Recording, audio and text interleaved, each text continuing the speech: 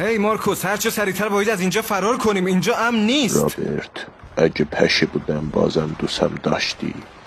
چی؟ مارکوس ببین، الان اصلا وقت خوبی برای پرسیدن این سوال نیست. جنازه ها رو ببین، ما در خطریم. داشتی. آره تو هر چی باشی من دوستت دارم مارکوس، ولی الان باید فرار کنیم تا بتونیم نجات پیدا کنیم.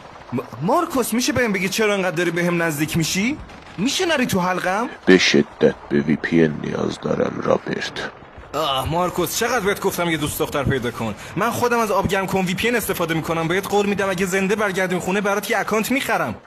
هی میشه انقدر نزدیک من میشه بگی کجا داریم میریم؟ بالخ. چی؟ رابرت، ماهی.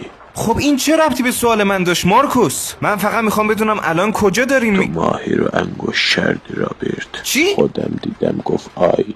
هی چی داری میگی؟ معلومه که من هیچ وقت این کارو رابرت پخیمه.